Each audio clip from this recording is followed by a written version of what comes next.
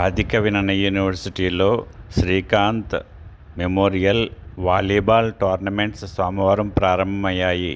ఈ సందర్భంగా వీసీ ఆచార్య ప్రసన్నశ్రీ మాట్లాడుతూ, వాడి కోరికల్లా ఎప్పుడంటే ఒక మంచి ఇంజనీరింగ్ కాలేజ్ కడదాం మమ్మీ, ఏ ఒక్క బిడ్డ కూడా సీట్ లేకుండా పోకూడదు అనేవాడు. దేవుడు నా దగ్గర నుంచి ఇద్దరిని తీసుకెళ్తే ఇంతమందిని ఇచ్చాడు. మీరందరూ బాగా చదువుకోవాలి నాన్న. ఇంకొకసారి మనం శ్రీకాంత్ లాగా ఎవరు అవ్వకూడదు. కనీసం నేనున్నంతకాలం అయినా సరే.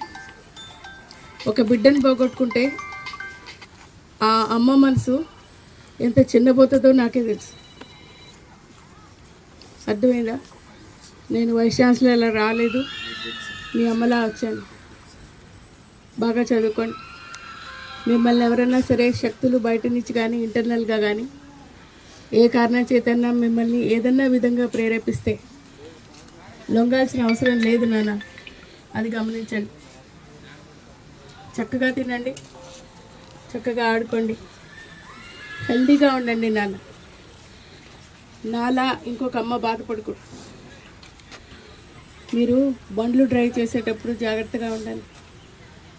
చూస్తున్నాను పిల్లల్ని రోడ్లో ఎయిట్లు, ఇంకోటి ఏమిట్రా రోడ్లో ఇంకోటి జీరో.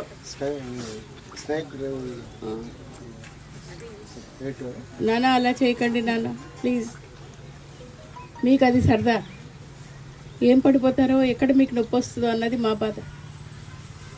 ప్రతి బాబుకి చెప్తున్నాను, నాకు మగపిల్లలు అంటే చాలా భోంచేస్తా.